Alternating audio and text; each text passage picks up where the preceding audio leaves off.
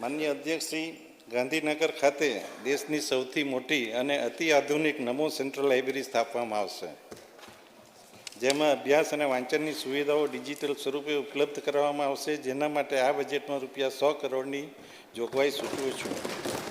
તેમજ આદિજાતિ વિસ્તારના તમામ તાલુકામાં ભગવાન બિરસા મુંડા લાઇબ્રેરી ઊભી કરવાના આયોજનના ભાગરૂપે આ વર્ષે 15 તાલુકાઓમાં લાઇબ્રેરી સ્થાપવાની જાહેરાત કરું છું. નમો સરસ્વતી વિજ્ઞાન સાધના યોજના દ્વારા વિદ્યાર્થીઓને વિજ્ઞાન પ્રવાહમાં પ્રવેશવામાં રસ લીધેલ છે, જેના કારણે છેલ્લા 2 વર્ષમાં કુલ પ્રવેશમાં 19% જેટલો વધારો થયેલો છે, જે માટે ₹250 કરોડની જોગવાઈ સૂચવે છું. માન્ય અધ્યક્ષ શ્રી, દિવ્યાંગજનોને શાળામાં અભ્યાસ કરવામાં મુશ્કેલીનો સામનો ન કરવો પડે તે હેતુથી પરિવહન વ્યવસ્થાના ભાગરૂપે ટ્રાન્સપોર્ટ, એસ્કોર્ટ એલાઉન્સ અથવા બીજી અન્ય સુવિધાઓ માટે આયોજન કરેલ છે. અમારી સરકારે કૌશલ્ય વિકાસને પ્રાધાન્ય આપી યુવાનોને આત્મનિર્ભર તેમજ રોજગારલક્ષી બનાવવા અનેક પગલાં ભર્યા છે. ઉદ્યોગો સાથે સક્રિય ભાગીદારીથી ભાવિ જરૂરિયાતોને અનુરૂપ માનવ સંસાધન તૈયાર કરવાના હેતુસર નમો ગુજરાત કૌશલ્ય અને રોજગાર મિશનને વેગ આપવા માટે ₹226 કરોડની જોગવાઈ સૂચવું છું. માન્ય અધ્યક્ષશ્રી, યુવાનોને રોજગારીની માટે કૌશલ્ય તાલીમ આપવાના હેતુથી મુખ્યમંત્રી એપ્રેન્ટિસ યોજના હેઠળ 1 લાખથી વધુ એપ્રેન્ટિસ તાલીમ મેળવે છે. આ યોજના સેવા ક્ષેત્ર દ્વારા પૂરા પાડવામાં આવતા એપ્રેન્ટિસ કાર્યક્રમોને પણ આગળ વધારવામાં મદદરૂપ બનશે. આ તાલીમાર્થીઓને માસિક ₹3000 સુધીની સહાય માટે ₹80 કરોડની જોગવાઈ સૂચવું છું.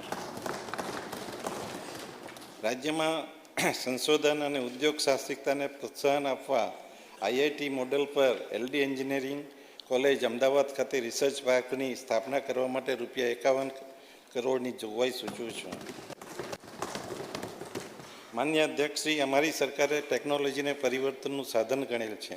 સ્ટાર્ટઅપ માટે iHub અમદાવાદ ખાતે ઊભી થયેલ ઇકોસિસ્ટમને વિસ્તારતા સુરત, વડોદરા, મહેસાણા અને રાજકોટ ખાતે iHub રિજિયોનલ સેન્ટર સ્થાપવામાં આવશે, જેના માટે ₹80 કરોડની જોગવાઈ સૂચવું છું. સ્ટાર્ટઅપ ક્ષેત્રે રાજ્યની સરકારની નીતિઓથી યુવાનોને વિચારથી વ્યવસાય સુધીનું પ્રોત્સાહન મળી રહ્યું છે. યુવાનોની નવીન વિચારશક્તિ, ટેકનોલોજી પ્રત્યેની અભિરુચિ અને સાહસના કારણે અત્યાર સુધી આશરે 16,000 જેટલા સ્ટાર્ટઅપ નોંધાયેલા છે, જેના પરિણામે રાજ્યને ભારત સરકાર દ્વારા બેસ્ટ પરફોર્મન્સ સ્ટેટનો એવોર્ડ મળેલ છે, જે બદલ રાજ્યના યુવાનોને અભિનંદન આપું છું. માન્ય અધ્યક્ષશ્રી, દેશના ઔદ્યોગિક ઉત્પાદનમાં 19% યોગદાન સાથે ગુજરાત રોજગારી સર્જન માટે ખૂબ જ મહત્ત્વનું MSME ઇકોસિસ્ટમ ધરાવે છે. 29 લાખથી વધુ MSME રજિસ્ટ્રેશન ધરાવતા અગ્રેસર રાજ્યોની સૂચિમાં ગુજરાત સ્થાન ધરાવે છે. આ એકમોને પ્રોત્સાહન આપવા માટે Aatmanirbhar Gujarat scheme for assistance to MSME માટે ₹1775 કરોડની જોગવાઈ સૂચવું છું.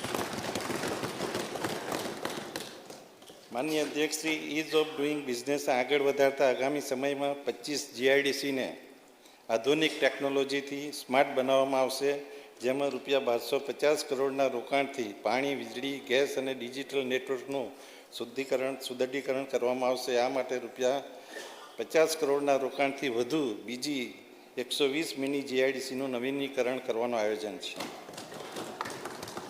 માન્ય અધ્યક્ષશ્રી, રાજ્યના આદિવાસી વિસ્તારોમાં ઔદ્યોગિક પ્રોત્સાહન આપવા તેમજ રોજગારીની તકો મળી રહે તે માટે દાહોદ જિલ્લાના ઝાલોદ અને ગરબાડા તાલુકામાં 2 તથા અરવલ્લી જિલ્લા સહિતના અન્ય તાલુકાઓમાં 3 એમ 5 નવી ઔદ્યોગિક વસાહતો સ્થાપવાની જાહેરાત કરું છું.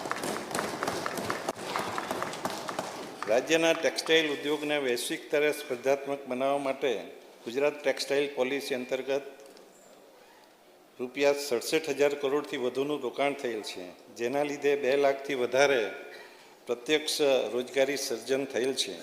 આવનાર સમયમાં આ ક્ષેત્રમાં વધારે મૂડીરોકાણ અપેક્ષિત છે અને તેથી મોટા પાયે પ્રત્યક્ષ રોજગારીનું સર્જન થશે. આ માટે ₹2,755 કરોડની જોગવાઈ સૂચવું છું. રાષ્ટ્રના માલ સામાન નિકાસમાં એટલે કે એક્સપોર્ટમાં 26%થી વધુ યોગદાન સાથે ગુજરાત સૌથી મોખરાનું સ્થાન ધરાવે છે. આ ક્ષેત્રને પ્રોત્સાહન, તાલીમ અને માર્કેટ સપોર્ટથી વધુ વેગ આપવા માટે ગુજરાત એક્સપોર્ટ પ્રમોશન કાઉન્સિલની સ્થાપના કરવાની જાહેરાત કરું છું. રાજ્યએ ઇઝ ઓફ ડુઈંગ બિઝનેસ અને ઇઝ ઓફ લિવિંગને વધુ સશક્ત બનાવવા ગુજરાત જન વિશ્વાસ જોગવાઈઓમાં સુધારા અધિનિયમ 2025 અમલમાં મૂક્યો છે, જેમાં 11 અધિનિયમો અને 516 જોગવાઈઓમાં હકારાત્મક કાયદાકીય સુધારાઓ કરવામાં આવ્યા છે. આ સરળીકરણના લીધે ઉત્પાદક, વેપારી, ઔદ્યોગિક કામદારોનો શાસન પ્રત્યેનો વિશ્વાસ વધુ મજબૂત બન્યો છે. માનનીય અધ્યક્ષશ્રી, રાજ્ય સરકારના આત્મનિર્ભર ભારતના સંકલ્પ સાથે વોકલ ફોર લોકલની પહેલ હેઠળ તમામ જિલ્લાઓના ગ્રામ્ય તેમજ શહેરી વિસ્તારોના સંતુલિત પ્રાદેશિક વિકાસને પ્રોત્સાહન આપી રહી છે. ભારત સરકાર દ્વારા રાજ્યના હાથશાળ, હસ્તકલા અને ગ્રામોદ્યોગના 90 જેટલા ઉત્પાદનોને એક જિલ્લો એક પ્રોડક્ટ અંતર્ગત પસંદ કરવામાં આવેલ છે. આ ચીજવસ્તુઓ તૈયાર કરનાર કારીગરો તેમના વેચાણ માટે સ્વદેશી હાટ અને ઈ-કોમર્સ પ્લેટફોર્મ પૂરું પાડવામાં આવશે.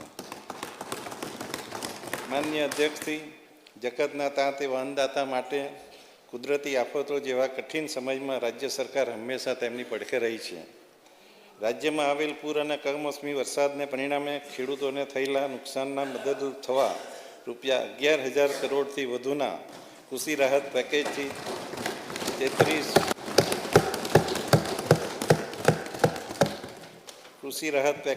33 લાખથી વધુ અસરગ્રસ્ત ખેડૂતોને તાત્કાલિક સહાય પહોંચવામાં આવેલ છે. તાત્કાલિક એટલા માટે છે કે આ વખતે રેકોર્ડ ટાઈમમાં આ સહાય પૂરી પાડવામાં આવી છે.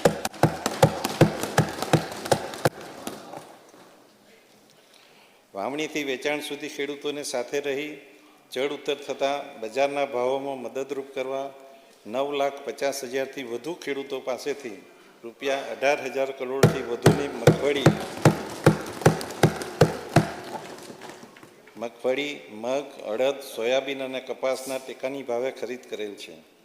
ખેડૂતોને ખેતી ક્ષેત્રે થતો ખર્ચ ઘટાડવા તેમજ પાક ઉત્પાદન અને આવક વધારવા યાંત્રિકીકરણનું મહત્ત્વ છે. Tractor, power trailer, seed drill, harvester જેવા યંત્રો દ્વારા ખેતીકામમાં ઝડપ અને ચોકસાઈ આવે છે. નાના સીમાંત ખેડૂતોના માટે કૃષિ યાંત્રિકીકરણ, વિવિધ ઓજારોની ખરીદીમાં સહાય આપવા રૂપિયા 1,565 કરોડની જોગવાઈ સૂચવે છે. વધુમાં વધુ ખેડૂતો પ્રાકૃતિક ખેતી અપનાવે તે માટે અમારી સરકાર પ્રતિબદ્ધ છે. જેનો વ્યાપ વધારી પ્રોત્સાહન આપવા સેન્ટર ઓફ એક્સિલન્સ ઊભા કરવા, બજાર સુવિધા ઉપલબ્ધ કરાવવા, માર્કેટિંગ અને બ્રાન્ડ પ્રમોશન તથા હેન્ડ હોલ્ડિંગ અને સર્ટિફિકેશન સહાય માટે રૂપિયા 39 કરોડની જોગવાઈ સૂચવું છું. માનનીય અધ્યક્ષશ્રી, રાજ્યમાં કઠોળ, તેલીબિયાં, ફાર્મ મિકેનાઇઝેશન, વેલ્યુ એડિશન અને એગ્રો પ્રોસેસિંગ માટે 6 સેન્ટર ઓફ એક્સિલન્સ ઊભા કરવાનું આયોજન છે, જેના માટે રૂપિયા 12 કરોડની જોગવાઈ સૂચવું છું. રાજ્યમાં બગાયત ક્ષેત્ર હેઠળનો વિસ્તાર છેલ્લા 2 વર્ષમાં લગભગ 2 લાખ હેક્ટરથી વધુ વિસ્તર્યો છે અને ફળ, શાકભાજી સહિતનું કુલ ઉત્પાદન 21 લાખ મેટ્રિક ટન સુધી વધુ થયું છે. રાજ્યના ખેડૂતોને ઓછા ખર્ચની સામે આવક વધારતા પર ડ્રોપ મોર ક્રોપ સૂક્ષ્મ સિંચાઈ યોજના હેઠળ અત્યાર સુધીમાં 25 લાખ હેક્ટર વિસ્તાર આવરી લેવાયેલ છે. બાકી રહેતા વિસ્તાર માટેનું કામ પ્રગતિ હેઠળ છે. દરિયામાં વહી જતા નર્મદાના પાણીને ઉત્તર ગુજરાત, સૌરાષ્ટ્ર અને કચ્છના સૂકા પ્રદેશને વાળવા સુફલામ પાઇપલાઇન યોજના માટે રૂપિયા 1237 કરોડ, સૌની યોજના માટે રૂપિયા 473 કરોડ અને કચ્છની યોજના માટે રૂપિયા 1,333 કરોડ એમ કુલ 3,043 કરોડની જોગવાઈ સૂચવી છે.